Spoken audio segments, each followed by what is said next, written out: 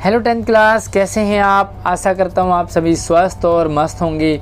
मैं हूँ आपका आशीष सर, लेके आया हूँ एक नई worksheet number 5 class 10 subject Hindi 14 जुलाई की।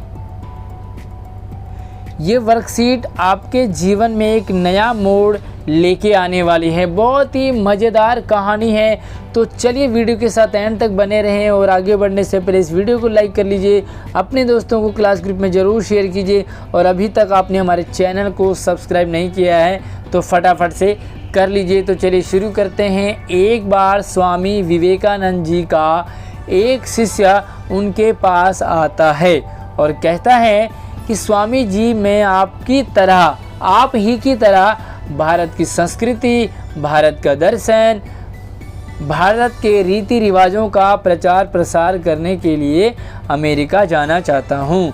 तो स्वामी विवेकानंद जी का एक शिष्य है जो स्वामी विवेकानंद जी से कहता है कि मैं अमेरिका जाना चाहता हूँ, मुझे आज्ञा दीजिए ताकि मैं आपकी ही तरह भारत की संस्कृति का प्रचार करूं, भारत की दर्शन का और भारत के रीति रिवाज, रहन सहन का वहां पर प्रचार करूं।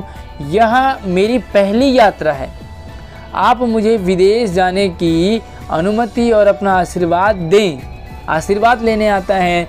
स्वामी जी ने उत्तर दिया, सोच कर बताऊँगा, है ना। तो उन्होंने क्या कहा, सोच कर बताऊँगा। यानी कि उन्होंने ये नहीं कहा कि तुम जाओ, ऐसे भी नहीं कहा कि तुम नहीं जाओगे, लेकिन उन्होंने कहा कि तुम जाओ या न जाओ ये मैं आपको सोचकर बताऊंगा। क्यों कहा होगा ऐसे सोचकर?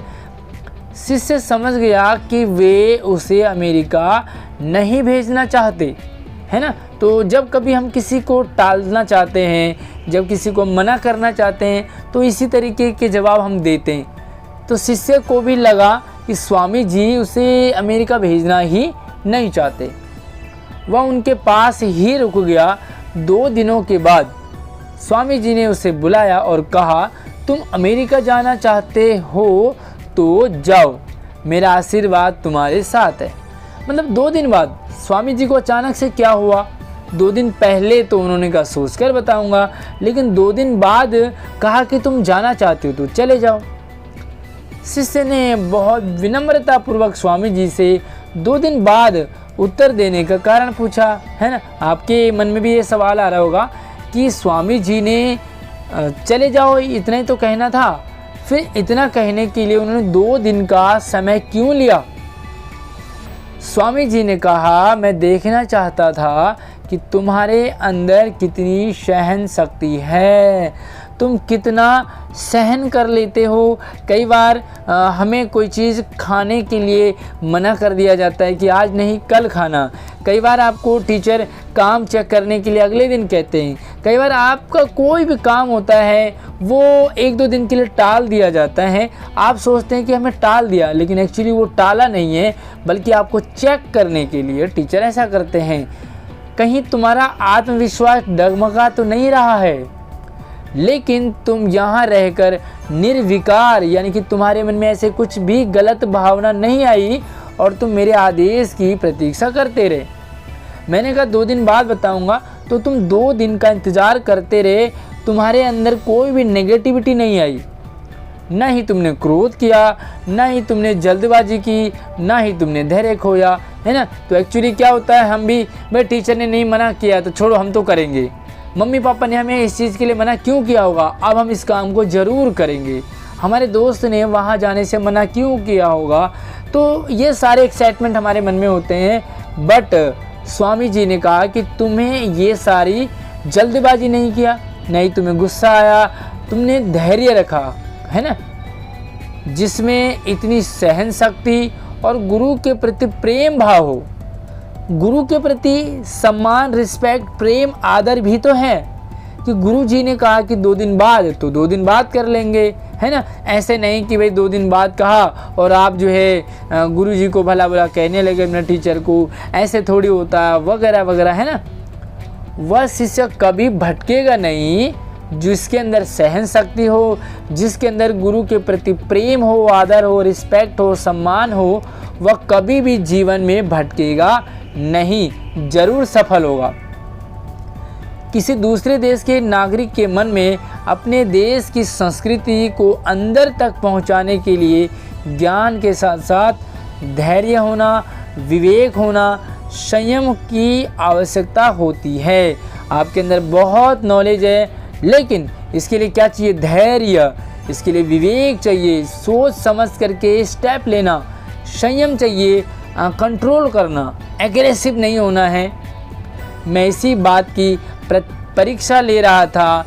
शिष्य स्वामी जी का यह उत्तर सुनकर अभिभूत हो गया, बहुत ही इमोशनल हो गया, खुश हो गया, और वो गुरु के प्रति जो सम्मान, रिस्पेक्ट है वो और भी ज़्यादा बढ़ गया। तो आपके भी लाइफ में कभी ऐसा ज़रूर आया होगा जब टीचर ने आपको कुछ दिन बाद के लिए काम को टाला होगा। आज नहीं, 2 दिन बाद करेंगे, 3 दिन बाद करेंगे, अगले हफ्ते करेंगे। उसके पीछे कारण ज़रूर रहा होगा। तो आपको क्या कभी आपके टीचर ने कभी कहा है कि 2-4 दिन बाद करना? कौन सा काम था और कौन से टीचर ने किया? ज़रूर मुझे कमेंट करके बताना। तो चलिए, कुछ सवाल हैं, बहुत ही आसान से हैं। इन सवालों के जवाब आपके लिए मैं लेके आया हूँ। तो प्यारे बच्चों, चैप्टर आपको समझ आ गया होगा। उम्मीद करूँगा आप सारे क्वेश्चन भी समझ जाओगे। पहला सवाल है, स्वामी जी का शिष्य किस उद्देश्य से अमेरिका जाना चाहता था? है ना। तो उद्देश्य, स्वामी जी की तरह ही उनका शिष्य भारत की संस्कृति, दर्शन और रीति रिवाजों का प्रचार प्रसार करने के लिए अमेरिका जाना चाहता था। बड़ा आसान सा सवाल है। और दूसरा सवाल है, स्वामी जी ने शिष्य को उसी समय उत्तर क्यों नहीं दिया? क्या लॉजिक था स्वामी जी ने उसी दिन नहीं दिया? तो स्वामी जी ने अपने शिष्य को अमेरिका जाने वाली बात का उसी दिन उत्तर इसलिए नहीं दिया क्योंकि वे शिष्य की सहन शक्ति, आत्मविश्वास परखना चाहते थे, परीक्षा लेना चाहते थे। स्वामी जी शिष्य के क्रोध, धैर्य, उतावलापन को समझना, जानना, परखना चाहते थे कि इसके अंदर कितना गुस्सा है, कितना धैर्य है, कितना उतावलापन है। मैंने 2 दिन बाद कहा है, तो कहीं ऐसा ना हो कि 2 घंटे बाद फिर कहें कि स्वामी जी मैं जाऊं, 1 दिन बाद फिर कहें क्या मैं जा सकता हूं, और ये ना कहें कि ऐसा आपने मना क्यों कर दिया, मैं तो जा रहा हूं। तो काफ़ी सारे ऐसे काम होते हैं जब हमें धैर्य से काम लेना होता है ना। तो घर में भी कई बार ऐसी सिचुएशन आती है। तीसरा सवाल, स्वामी जी के अनुसार किस प्रकार का शिष्य कभी नहीं भटकता? स्वामी जी के अनुसार जिस शिष्य में सहन शक्ति हो, अपने गुरु के प्रति आदर हो, प्रेम हो, वह शिष्य जीवन में कहीं भी नहीं भटक सकता, कहीं भी नहीं भटकेगा और कभी भी नहीं। जो अपने टीचर की रिस्पेक्ट करे, उनका आदर करे, सम्मान करे, उनकी रिस्पेक्ट करे, सहन शक्ति हो जिसमें, तो वो कभी भी नहीं भटक सकता। चौथा सवाल है, इस गद्यांश से हमें क्या प्रेरणा मिलती है? इस गद्यांश से हमें इंसान में सहन शक्ति, धैर्य, अपने गुरु के प्रति आदर, श्रद्धा, प्रेम भाव अपनाने की प्रेरणा मिलती है। तो बड़ा आसान है, आप लिख सकते हैं। और अगला सवाल है, एक एक्टिविटी है, आप अपने गुरु शिक्षक के प्रति कैसा भाव रखते हैं, विश्लेषण कीजिए। तो आप देखो, आपके गुरु के प्रति, आपके टीचर के प्रति कितनी रिस्पेक्ट है ये तो आप ही जान सकते हैं। मैंने आपको हिंट्स दिए यहाँ पे।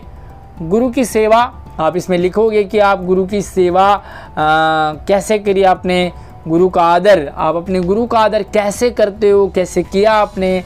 गुरु का सम्मान, आप अपने टीचर का अपने सम्मान, रिस्पेक्ट कैसे किया। कुछ 1-2 एग्जाम्पल से जोड़ोगे। गुरु की आज्ञा मानना, है ना, तो गुरु से प्रेम करना।